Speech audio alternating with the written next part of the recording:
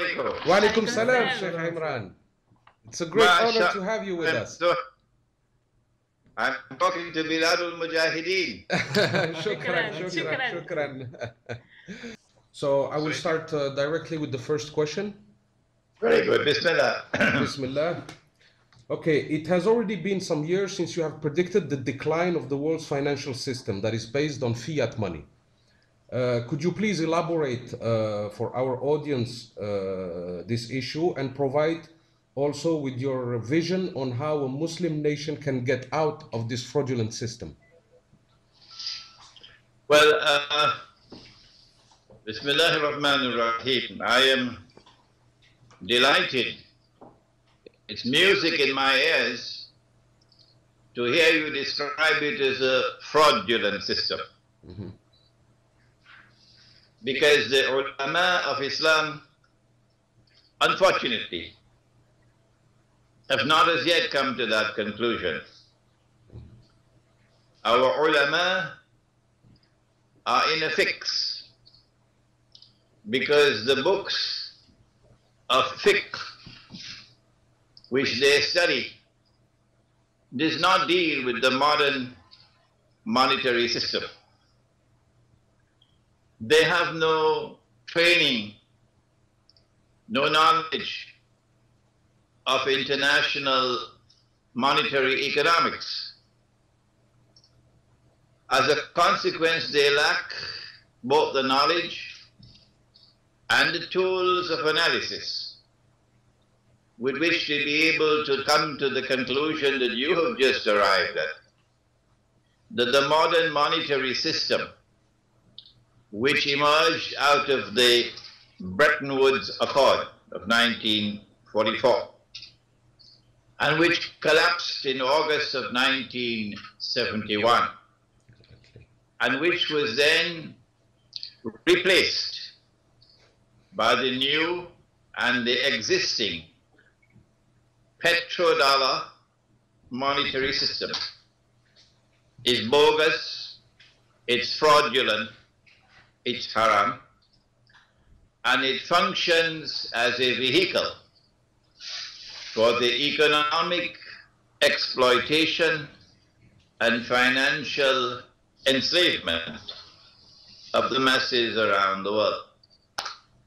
Unless and until the ulama of Islam study international monetary economics and acquire the courage to speak out and to proclaim that which is truth and to expose that which is falsehood, it is impossible for us to escape out of this financial web which has been spun around us.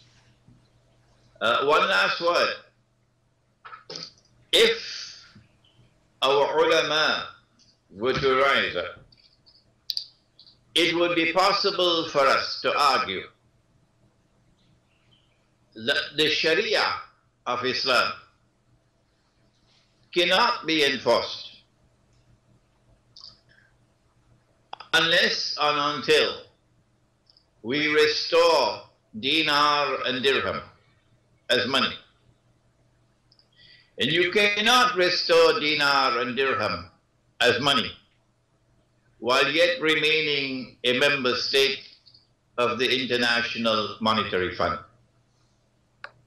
The Articles of Agreement of the International Monetary Fund prohibit, mysteriously so, prohibit the use of gold as money. If you want to know why, you go to ask a gentleman named Dajjal. He will tell you why.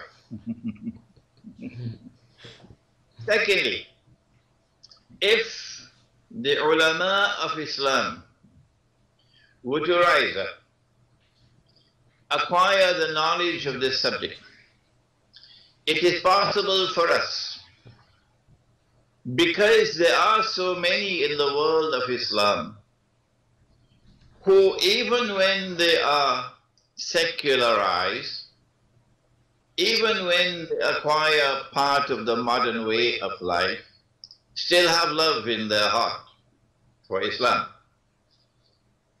True. Still have love in their heart for moral values, for what is right and what is wrong, for what is just and what is unjust.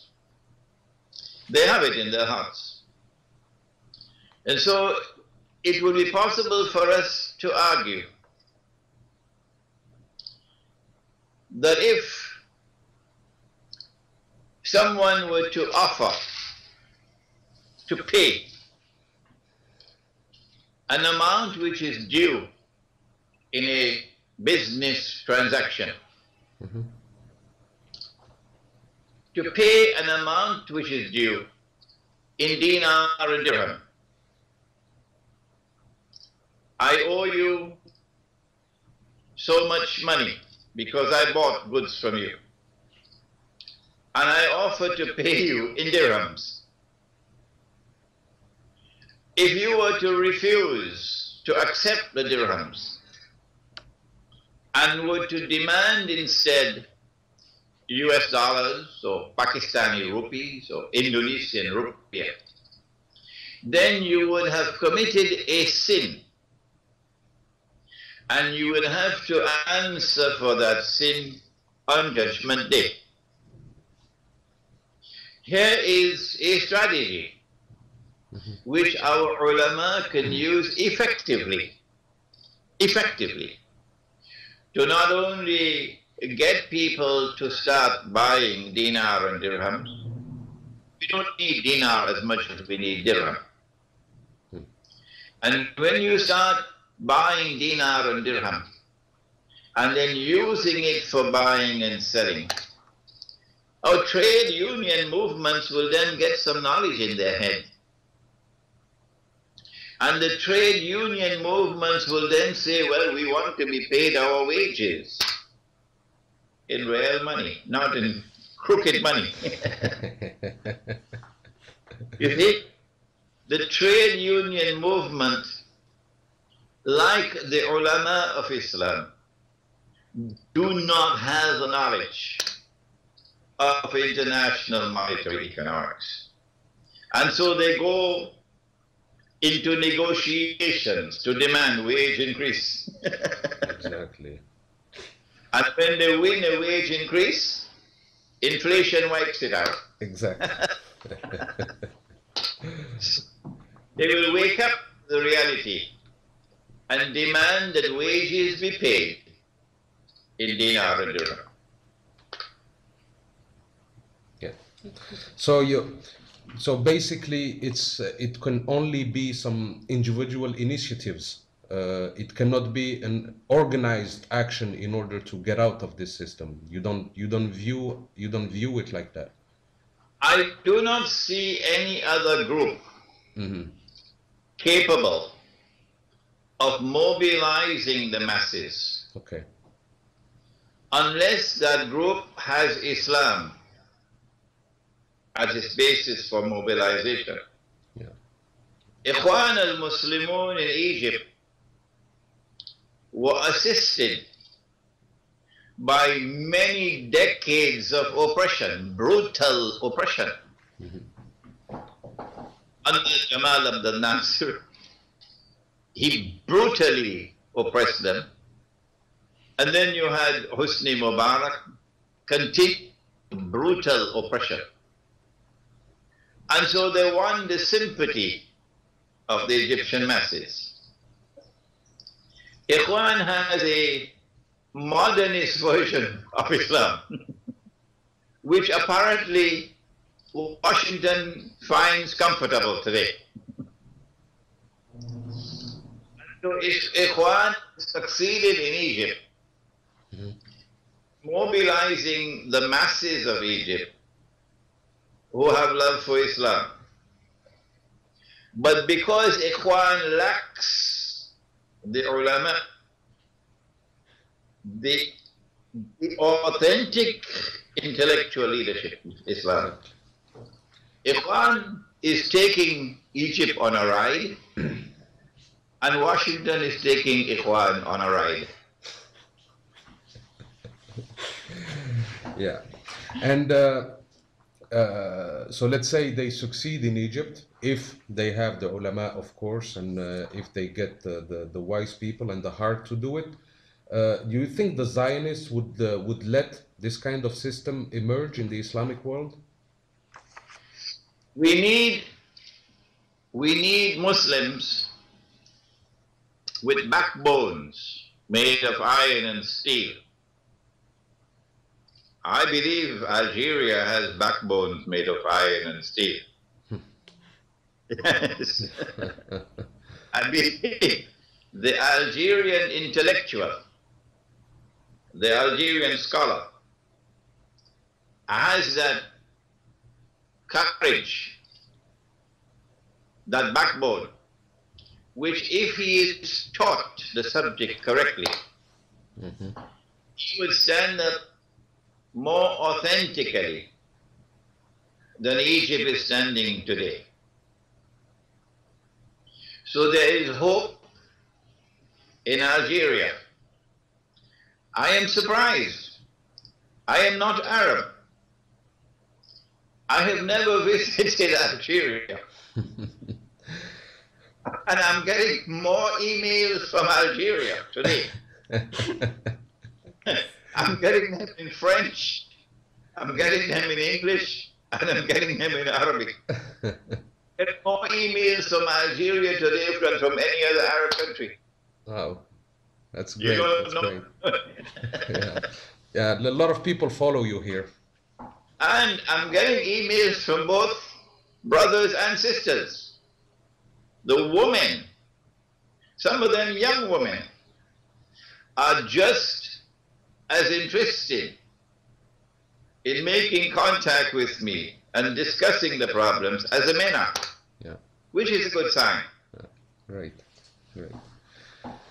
So, Sheikh Imran, I have a question. I don't know if you heard about it. I mean, maybe it was a rumor, maybe it was true. It's about Muammar Gaddafi's project to reinstitute the gold dinar in Libya. If that was a real case, do you think that was the reason for having him for his execution, or there is something else in your point of view? Well, first of all, prior to the armed uprising in Libya, we were never told about these plans for the gold dinar. Okay, okay. We did not know that Libya had a substantial amount of gold reserves in Libya itself, which is a good sign. When the IMF prohibited the use of gold as money, the Articles of Agreement also required every member state to deposit with the IMF, which is the Federal Reserve, 25% of all your gold holdings. This was international law.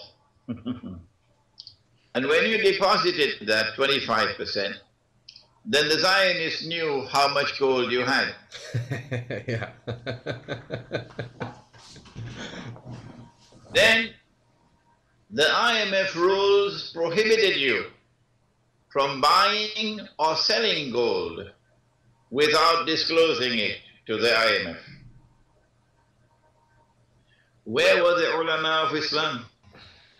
Drinking coffee? What would you do with your gold that you have when you cannot use it as money? It's just lying there. The IMF then said, you can get IMF loans from us using your gold as collateral. Yeah. And you'll get the IMF loans at concessionary rates. Number one, where did IMF get money from? The United States is the biggest contributor to the IMF. And as a result, the United States has a controlling interest in the IMF. The US dollar is a petrodollar. Mm. It has no link with gold. Nope. All that you need is a printing press and paper and ink. Ink. That's all. Printing press, a paper and ink. France cannot do it. Germany cannot do it. Britain cannot do it. Only Uncle Sam. Only Uncle Sam. So they make money out of thin air. They create wealth out of thin air. And then they want to lend that to you on interest. And you can borrow from them using your gold as collateral. So the trap was set. Yeah. That countries will send more and more of their gold. So the 25% will become 40 and 50 and 70%. So they can use that gold as collateral, thinking that the gold is safe. And when you want it back, you can get it back. You just have to pay the loan. Today, Germany is under pressure to bring back its gold to Germany. The Federal Reserve and the IMF refuses to send it back. It's called repatriation. The German government then demanded an audit of its gold, just to confirm that it's there. It's still there, okay. The IMF refused. Refused, okay? So Gaddafi has to be credited if he did the sensible thing of bringing back as much of his gold as he could to Libya. Hugo Chavez is doing that in Venezuela. Exactly. This is a sensible thing. But to use gold as money, to bring dinar and dirham as a monetary system, we never heard a word of that. Not at all. Okay. Until after he was overthrown. Okay. What was the reason for the overthrow of Gaddafi? There are many different reasons. They planned the Arab Spring. I agree. 4 years in advance. This is not the first Arab Spring. The first Arab Spring took place 100 years ago, and it brought the Saudis into power. Okay? It removed the Ottomans. This is the second Arab Spring. And they were sending weapons to Benghazi in preparation, long years in advance. Who it is who was functioning as the conduit for weapons to reach Benghazi? Answer, it had to be spirited from Egypt. Exactly. From Egypt. Who it is in Egypt who helped and facilitated NATO to bring those weapons into Benghazi? I think Ikhwan has some answers to give us. I don't want to say anything more. Okay. I have to say anything more. There's something called a quid pro quo. Why did they want Libya? Answer, among the different reasons is one which is located in Ilmu Akhir Zaman, or Islamic eschatology. Eschatology is a branch of knowledge in the English-speaking world, in the French-speaking world, eschatology. But eschatology is not recognized as a branch of knowledge in the Arabic-speaking world. We do not have courses of study on Ilmu Akhir Zaman. No. This is just by the way to our studies in fiqh and in Sharia and in tafsir. Kitab al-Fitan. is just another chapter, not a branch of knowledge. But I have devoted attention to ilm akhir zaman. And as a consequence, I came to the conclusion that the central figure of ilm akhir zaman is al-Masih al-Dajjal. Yeah. And Ya'juj and Ma'juj. Al-Masih al-Dajjal cannot claim to be al-Masih. The Jews will not accept him as al-Masih unless and until Israel replaces the United States as the ruling state in the world. And secondly, that the territorial frontiers of Israel must expand to encompass the biblical frontiers. The biblical frontiers are from the river of Egypt to the river Euphrates. Why did they put that in the Bible? It was written with their own hands. It's false. That's not al-Ardul Muqaddasa, not at all. But they put it in the Torah because Nabi Yusuf alayhi salam was taken to Egypt, to Misr. And then Nabi Yaqub alayhi salam and Banu Israel went to Egypt. And they lived in the eastern delta. At that time, only the eastern delta was known as Misr. Today, the whole of Egypt is known as Misr. But when the Quran refers to Misr, it is not referring to the whole of Egypt. Eastern delta. It is referring to only the eastern delta between the river Nile and the Red Sea. Because Banu Israel lived there for hundreds of years, because the Anbiya alayhim as-salam lived there, Yusuf alayhi salam, Yaqub alayhi salam, Nabi Musa alayhi salam, Harun alayhi salam, they came to the conclusion that this is a part of Al-Ardul Muqaddasa. And because Banu Israel were taken to Babylon, and they lived in Babylon for centuries, and Anbiya alayhim salam went to Babylon, well, they lived with them in Babylon. They came to the conclusion that that was also a part of Al-Ardul Muqaddasa.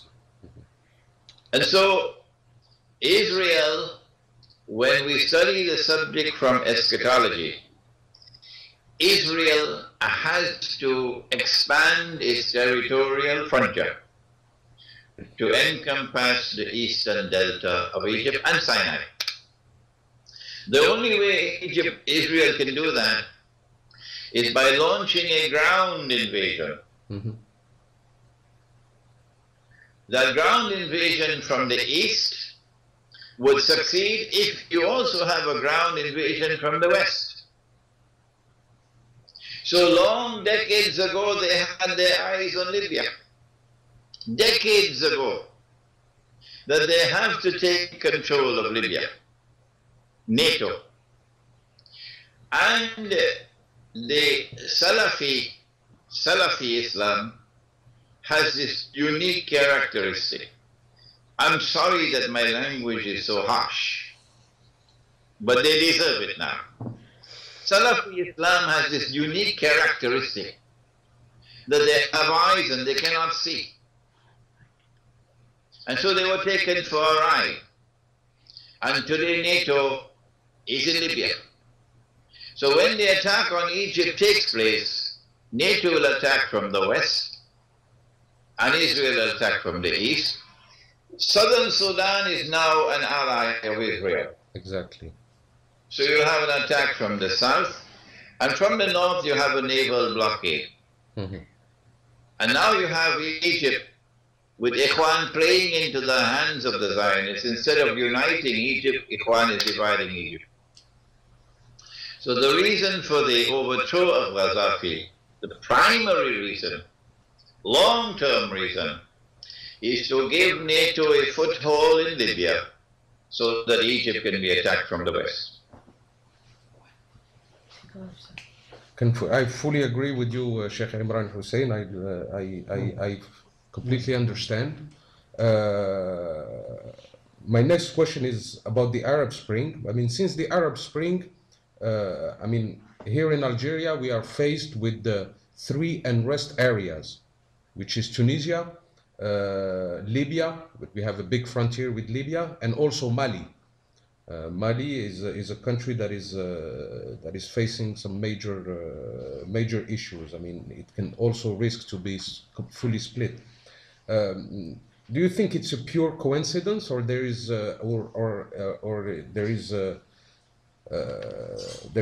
probably a plan to destabilize Algeria also? Okay. There's another reason why Libya was attacked. Mm-hmm. That's oil. They wanted the Libyan oil. Yes. They wanted to control Libyan oil. And they now have that control. Like they control the Saudi oil. Algeria, amongst all the North African countries, has, I believe, very large reserves of gas. Yes. And Algeria is now a major exporter of natural gas. Algerian natural gas is going to Europe. Yes. To France. As a consequence of your gas reserves, and also as a consequence of the fact that there is some measure of stability in the society in Algeria, some measure of stability. Mm-hmm.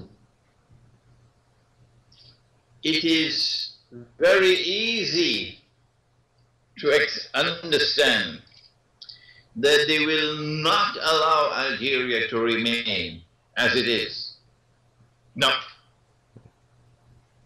They will devise a strategy to bring internal unrest, to bring chaos to Algeria.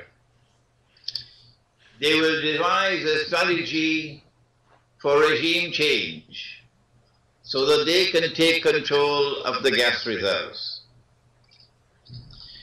If the gas reserves are now under the control of Algerian nationalists who put Algeria first, tomorrow is going to be differently, like Libya. Then there is also the second problem, that Algeria is a vast country, a huge country.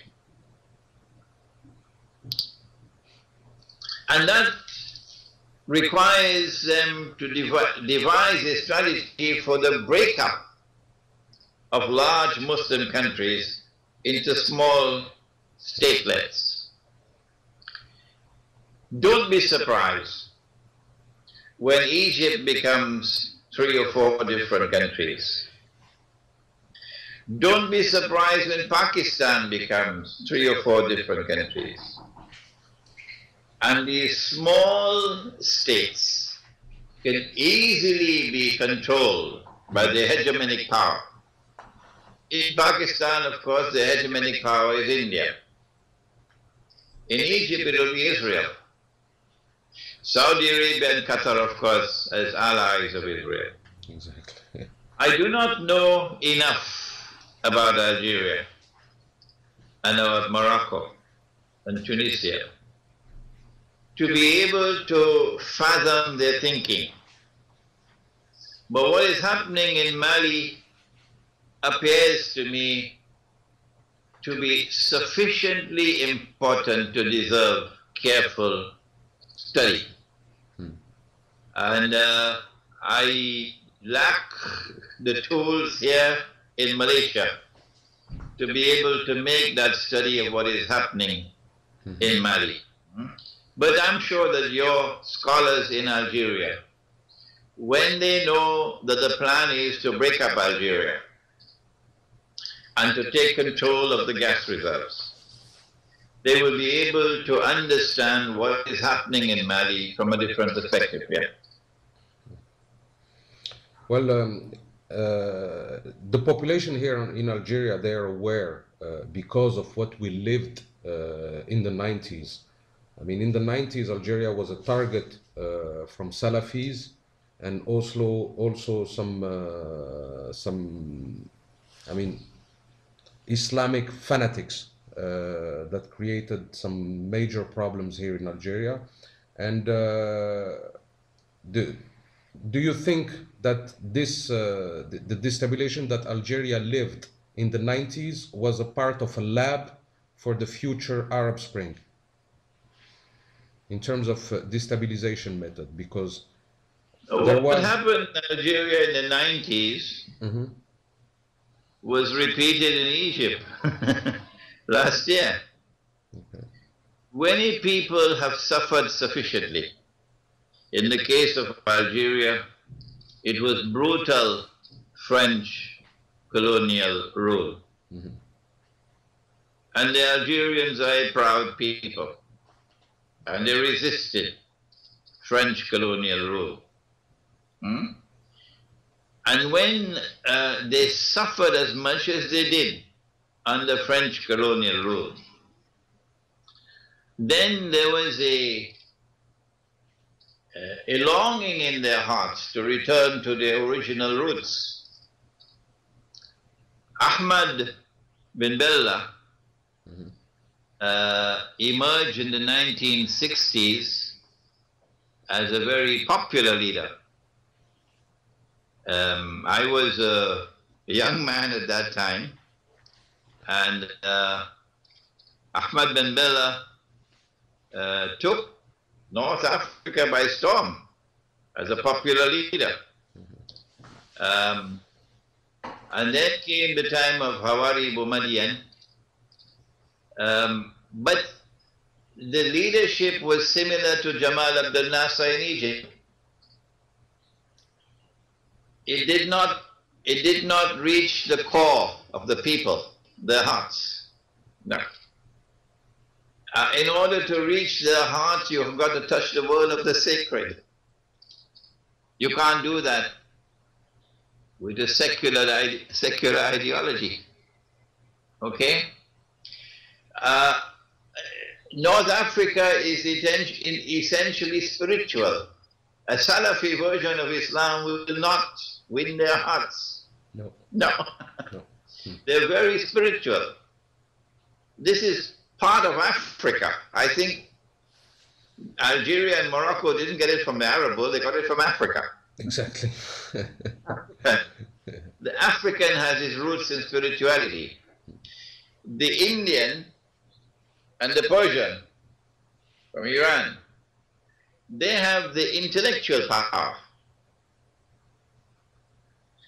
And you had great scholars coming from India and from Iran. But Africa had this beautiful roots of spirituality. And that was retained in North Africa as Islam. So Ahmad bin Bella, Hawari Boumediene, they could not succeed in penetrating the hearts of the people to satisfy them. Because you have to do that by touching the world of the sacred. The Salafi could not do it. No. You need an articulation of Islam which is intensely spiritual, which is dynamic, which is courageous in opposing injustice in the world and oppression in the world. Yes. And when you have that in Algeria, you'll be able to offer a leadership role in Arab affairs. Many, many people have been asking me, I constantly get these questions, what is the place of Algeria and Morocco and Tunisia in Akhirul Zaman? You will be surprised the number of emails I get.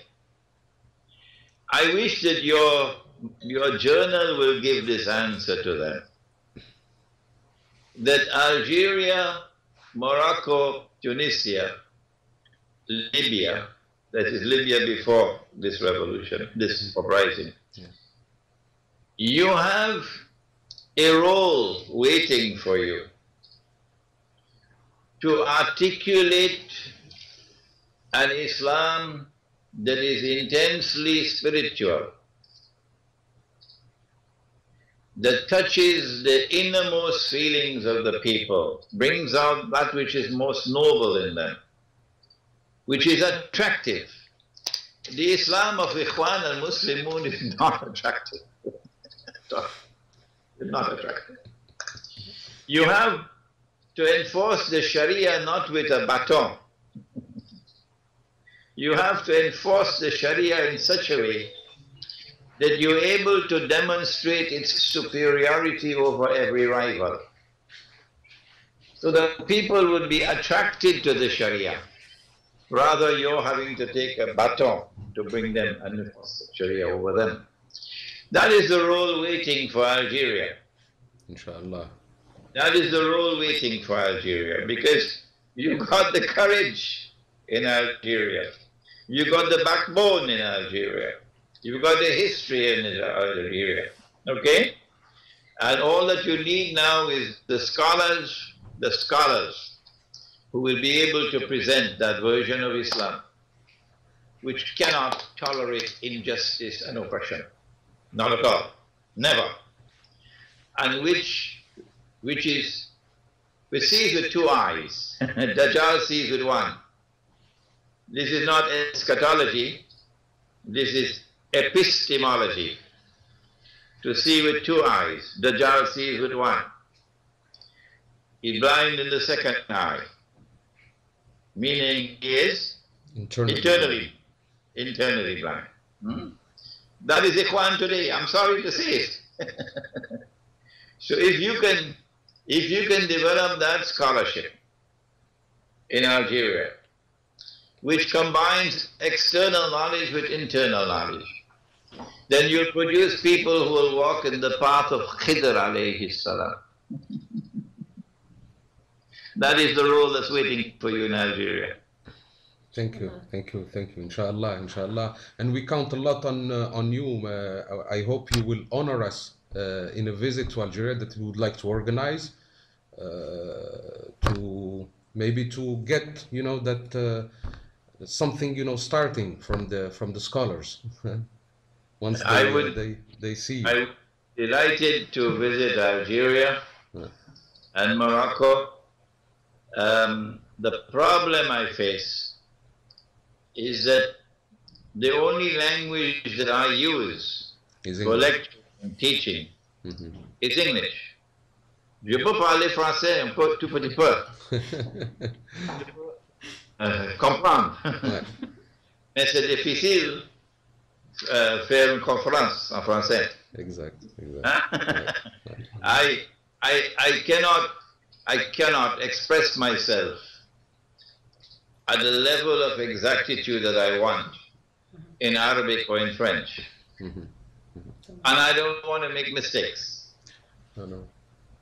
If I were to come to Algeria or to Morocco or to Egypt or to Tunisia or to Mauritania, and I were to speak in English, you would have to be translating to Arabic and to French all the time. We can organize that. Sheikh Imran, I have also another question. From an eschatological point of view, would the conflict in Syria lead to a major war between the East and the West? Yes, without doubt. I am of the opinion. In fact, this morning I met for about 2 hours with a sheikh from Syria, here in Brunei, and another Syrian scholar, two of them, for about 2 hours this morning. If the situation in Syria continues as it is, Bashar Assad is not going to last. Yes. If he collapses, if his regime collapses, then Syria will become another Libya. Meaning that NATO will gain a foothold in Syria. That will result in two implications. Number one, goodbye to Russia. The Russian naval base will be closed down and will become a NATO naval base. And Israel will be smiling. Number two, the Syrian support for Iran will be finished and Iran will be isolated. So all that Israel has to do is to wait. Time is on Israel's side. However, if they decide that they waited long enough, then there is a possibility that Turkey would invade Syria using some pretext. In order for Turkey to invade Syria, you need to have a deal, an understanding between Washington and Moscow. The Zionists can say to Putin, if you stay out, we will stay out. But if you enter the war, we'll enter, and then it's going to be nuclear war. So if you see Turkey attacking Syria, and Moscow does not intervene, the implication is that there's an understanding between Washington and Moscow. If there is no understanding between Washington and Moscow, Moscow will intervene. And once Russia intervenes, you got the beginning of what will eventually become what the Prophet ﷺ called the Malhama. The Malhama will have to be the war of all wars between the two superpowers, the American-led alliance and the Russian-led alliance. Gog and Magog is a very important subject for understanding the Malhama. But Gog and Magog or Ya'juj and Ma'juj is not taught. We don't have just teaching the subject. I mean, before I discovered your teaching, Sheikh Imran, I always thought that Gog and Magog were small people with big ears and... Yeah. It is very important for us to understand eschatology here. Our Prophet said, alayhi salatu wasalam, that we will make an alliance with Rome. Rome in the Quran is Byzantium. When Sultan Muhammad Fatih conquered Constantinople, then Rome shifted to Russia, to Moscow. But prior to Rome being Constantinople, Rome was in Italy. And Rome was a pagan city, worshipping idols. So when the Quran uses the word Rome, we know we're talking about Eastern Christianity, Byzantium. And the Coptic Christians of Egypt belong to Rome. And you'll make an alliance with Rome. But when the word Rome occurs in the Hadith, there is the distinct possibility that Rome in the Hadith could refer to either the Western Alliance, because it's pagan, it's still pagan today, the Catholic Church, or the Eastern Christians, which is now Moscow. So we've got to be very careful in studying the Ahadith on Rome. Gog and Magog are responsible for empowering the Western Alliance, and Gog and Magog attacked Russia in 1917 with the Bolshevik Revolution, and took a Russia which was Rome, which was intensely Christian, and transformed it into an atheist state, the Soviet Union. And when it became the Soviet Union, then it became a superpower. Prior to that, Russia was never a superpower. No, Russia was just one more of the European powers. But once the Bolshevik Revolution took place in 1917, and Russia became an atheist state, Soviet Union, then came nuclear power, then came satellites, and air power. But look what happened when the Berlin Wall fell. Russia is now returning to Christianity. Yes. Whether it's Vladimir Putin or anybody else, it doesn't make a difference. This is what is happening in Russia today. So, a Russia which was Gog and Magog is now returning to Rome. And we Muslims are going to make an alliance with Rome. So watch Turkey.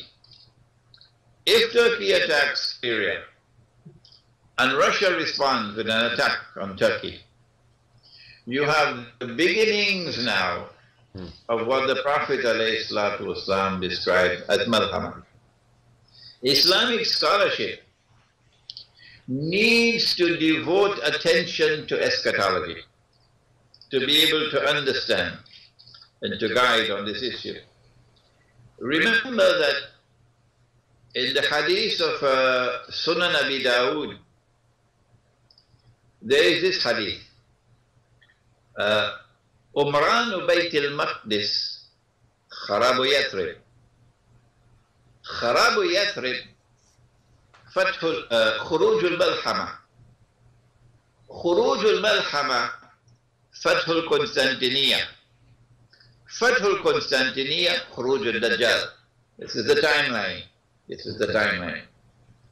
So after the Malhama, there is the Fath al-Constantiniya. Mustafa Kemal did not want us to remember that. No. So they changed the name from Constantinople to Istanbul. And they made it illegal. It is illegal in Turkey to use the word Constantinople. You'll be arrested. Yeah. Because they wanted the Turkish people to be brainwashed into believing that the prophecy of Nabi Muhammad ﷺ has already been fulfilled 600 years ago. That's false. The Fathul Constantiniya is to come. It will come after the Malhama.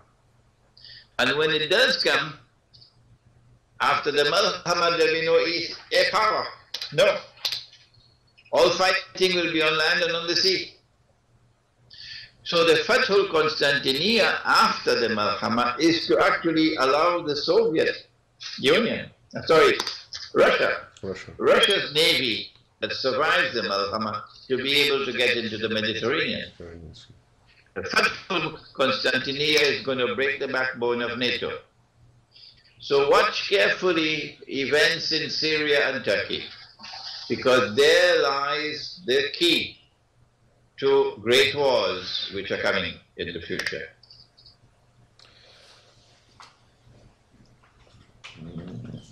Sheikh Imran, you in your lectures you focus on predictions contained in the Quran and in many aspects of this life on earth.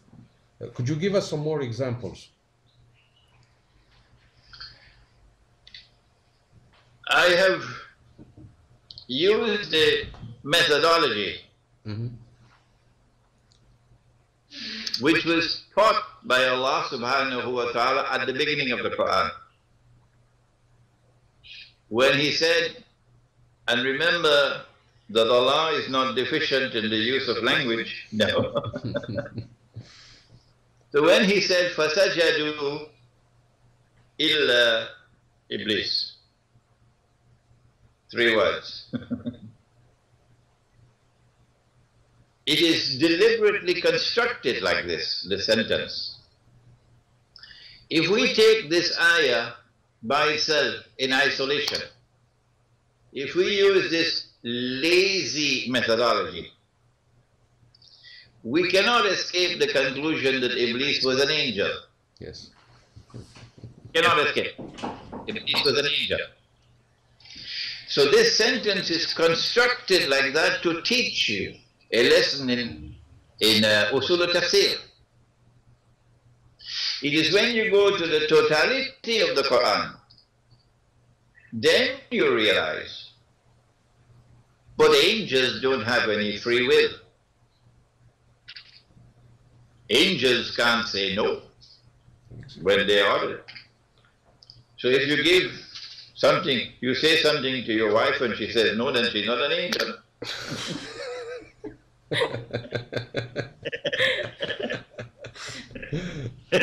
Angels cannot say, وَيَفْعَلُونَ مَا يُؤْمَرُونَ, says Allah. وَيَفْعَلُونَ مَا يُؤْمَرُونَ. So if Allah gave a command to the angels and one did not obey, he could not be an angel. Yes. And when we go to Surah Al-Kahf, then we are told, وَكَانَ مِنَ الْجِنِّ.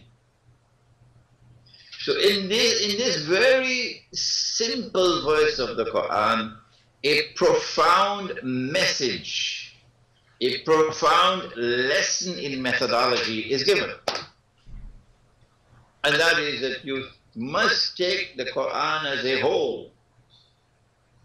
Take all the data that you have on a particular subject and bind it together to form a harmonious whole. لو كان من عند غير الله لوجدوا فيه اختلافا كثيرا. The Quran is consistent with itself. There is no inconsistency. So this methodology of taking the totality of the data from the Quran and then supported by the Hadith, using this methodology, I was able to penetrate, by Allah's kindness, the ayah of Surah Yunus.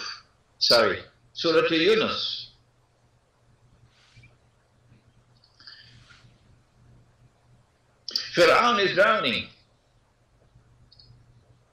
And while he's underneath the water drowning, the veils are removed from his eyes. And he now recognizes he is not God. Previous to this, أَنَا رَبُّكُمُ الْأَعْلَى.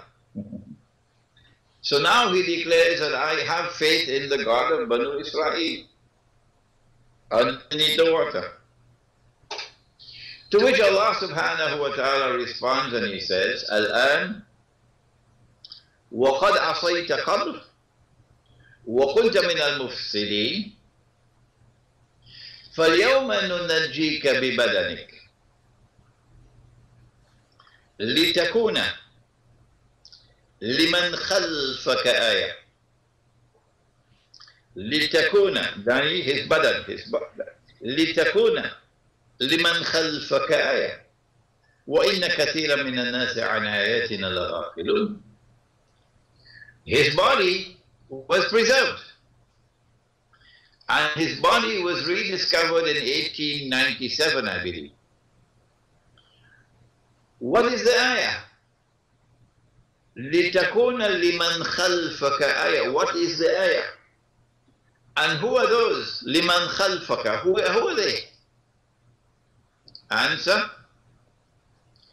that in the same way that confrontation between truth and falsehood, between Fir'aun and Musa alayhi salam, with this side powerful, armed to the teeth, arrogant, and this side with no weapons, no, small in numbers, but with the truth. This confrontation climaxed with a divine intervention.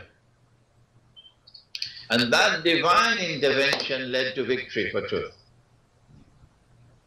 The ayah is that in Akhirul Zaman, the body of Fir'aun will be discovered.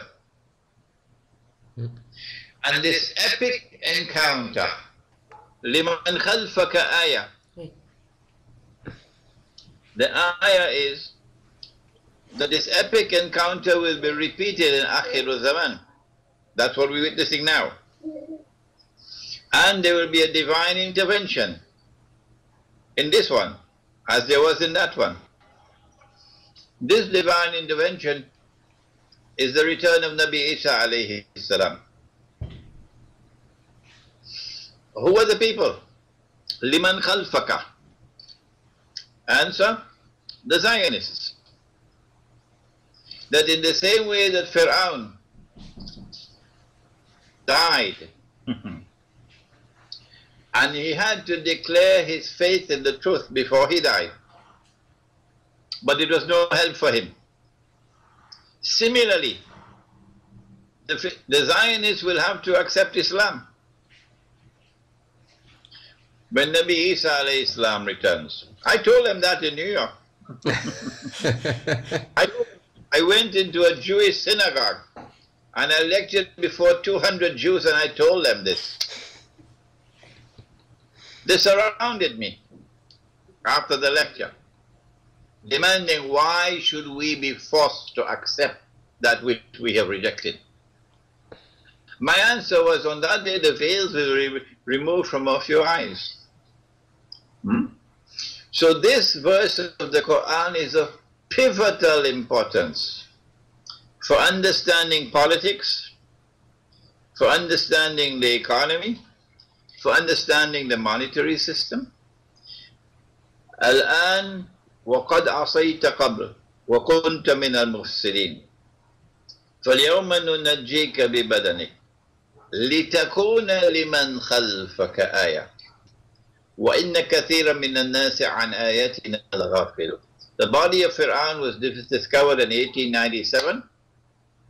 The First World War took place in 1914. In 1907, Britain and France put the chessboard in place. They put all the pieces in place in 1907 when Britain and France made an alliance with Russia. So from the time the body of Fir'aun was discovered, everything is falling in place. We are now in the countdown. This is the countdown of Akhirul Zaman. But Islamic scholarship is asleep. Yeah. I've given you one example of an ayah of the Quran. If I had the time, I will go to Surah Al-Ma'idah. يا أيها الذين آمنوا لا تتخذوا اليهود والنصارى أولياء. Not all Jews, no. Not all Christians, no, not possible. Not possible. Why? وَلَتَجِدَنَّ أَقْرَبَهُمْ مَوَدَّةً لِلَّذِينَ آمَنُوا الَّذِينَ قَالُوا إِنَّ النَّصَارَى. So it could not be all Christians. But then which Christians and which Jews? لَا تَتَّخِذُوا الْيَهُودَ وَالنَّصَارَى أَوْلِيَاءَ. Which Christians and which Jews? The answer is right there in the words which follow. بَعْضُهُمْ أَوْلِيَاءُ بَعْضٍ. The Quran is saying that there's going to be an alliance between Christians and Jews. When that alliance takes place, and you see reconciliation between Christians and Jews, it is with that alliance that you are prohibited from maintaining friendship and alliance. That alliance has today come into being. It's the Christian Zionist and Jewish Zionist alliance, which with Saudi Arabia is so comfortable, and Qatar is so comfortable. Every government in the world has to bow down before them. Every government, otherwise they'll destroy your economy. But Allah says, وَمَنْ يَتَوَلَّهُ مِنْكُمْ فَإِنَّهُ مِنْهُمْ. If you turn to them with friendship and alliance, and I don't expect that from Algeria, if you turn to them with friendship and alliance, you belong to them, not to us. That's what they did in Libya, when they made a deal with NATO. So I say to them, I don't want to see your faces. I don't even want to hear your voices. You are not my brothers. You belong to them now. You don't belong to us, unless you make tawbah. So here is a second verse of the Quran. There are several more. I'll give you one more and we'll stop. Okay. Surah Al-Anbiya. Surah Al-Anbiya. 2 ayat. وَحَرَامٌ عَلَى قَرْيَةٍ أَهْلَكْنَاهَا أنهم لا يرجعون يعني أهل القرية حتى إذا فتحت يأجوج ومأجوج وهم من كل حدب ينسلون. Which قرية? Jerusalem. Yeah. Today it's easy for you to say Jerusalem because the events have unfolded. So many events have already unfolded that we can easily recognize that the Qaryah is Jerusalem. And those who bring Banu Israel back to the Holy Land to reclaim it as their own, they are Ya'juj and Ma'juj. The Jews are back in the Holy Land today. The state of Israel has been restored in the Holy Land. That Israel is today poised to take over from the United States as the next ruling state of the world. In the same way that Pax Americana replaced Pax Britannica, the plan is for Pax Judaica to replace Pax Americana. I explained this in my book, Jerusalem in the Quran, 10, 12 years ago. But scholars of Islam are not using this verse of the Quran. They refuse to accept that the Qaryah is Jerusalem. There are several other verses of the Quran which are located in Ilmu Akhir Zaman, which help us to understand the world today. Thank you very much, Sheikh Imran. In your opinion, why the scholars of Islam are not trying to make an effort in order to explain things? I mean, mainly on the riba and on these geostrategical issues. Why are they acting like that? I mean, I don't understand that. Number one, because the institutions of Islamic learning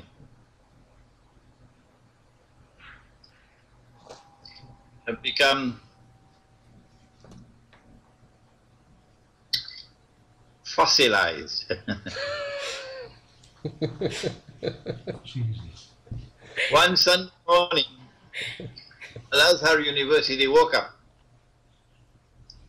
and rubbed its eyes and looked down the road and saw Cairo University. So Al-Azhar asked, what's that? Where did that come from? The establishment of Cairo University was the beginning of the challenge of secular scholarship, challenging Islamic scholarship. Al-Azhar could not respond. From the time Cairo University was established until the fall of King Farouk and the revolution in Egypt when Jamal Abdel Nasser took over Al-Azhar, controlling it, Al-Azhar could not respond because the curriculum of studies could not be modified. Give the student the capacity to understand the world which has come from modern Western civilization. The reason why I have been blessed by Allah with a little bit of knowledge to understand is because my teacher of blessed memory, Maulana Dr. Muhammad Fadlur Rahman Ansari Rahimahullah, he understood this deficiency in Islamic education, and he established an institute of Islamic studies in Pakistan, where I studied. As a student of Islam, I had to study the philosophy of history. I had an eminent scholar teaching me the philosophy of history. I had an eminent scientist teaching me the philosophy of science. But more importantly than this exposure to Western knowledge was the methodology that he gave to me for using the Quran and the Hadith to assess what was valid and what was invalid in the knowledge which was coming to me. After I graduated at the institute, I then went back home to Trinidad and Tobago, and I applied for a job in the foreign ministry. When I was interviewed, and they said, we would like to have you in the foreign ministry, but we want to send you back to university. So they gave me a scholarship to do postgraduate studies in international relations. The class is small. It's as they say in French, la crème de la crème. And they are graduates from French universities, Sorbonne, a graduate from the London School of Economics, graduate from American universities, Canadian universities. And I am the only one with a Pakistani degree. They're all looking down on me. It's a one-year course. Intense studies for 1 year. It's the first time that I'm studying international politics. Never studied it before. First time that I'm studying international economics. Never studied it before. And in my class, there's someone with a master's degree from the London School of Economics. The end of the year, at the end of the year, I came first in the exams. And I beat in the economics examination, international economics, I beat the fellow with the master's degree from the London School of Economics. How do we explain it? How do we explain that someone with a master's degree from Karachi University, having never studied, and many of these are diplomats in the class, could beat them all and come first? The answer is that I had an advantage over them. I had the Quran. They did not. And I had Nabi Muhammad والسلام, and they did not. Because my teacher had trained me to be able to use the Quran and use the Hadith with a particular methodology to study the world today. We don't have that in our institutions of Islamic learning. The second reason why Islamic scholarship is failing is because the best brains that we have, the best brains that we have, they go to the United States, they go to Germany, and they go to France, the best. They go to MIT, Massachusetts Institute of Technology. They go to the Sorbonne. And those who cannot get into the best universities abroad, they'll go to the best universities in Algeria. And those who cannot get in anywhere else, then they come to study Islam. This is the third rate. Yeah. And then finally, there's the fact that Islamic scholarship doesn't give you money. You might get a job as an imam in a masjid. That's all. And you get a small salary. And you have to maintain your wife and children. So you cannot jeopardize your job. No. So you have to dance to the tune which is playing because of poverty. Where will you get that integrity of scholarship? That I'll stand up and proclaim the truth regard of consequences, without regard for consequences. I am able to do that because I earn my livelihood from the sale of my books. Alhamdulillah, it's sufficient for me and my wife to survive. So no one can play a tune for me and ask me to dance to it. No. If we can give our scholars of Islam that independence of livelihood, then they can muster the courage and integrity to stand up and proclaim the truth. I've given you 3 reasons there why we have this failure. Thank you very much, Sheikh Imran. It was full of teachings. Alhamdulillah that we've been able to do it today, and I look forward, inshallah, to the next time. Okay?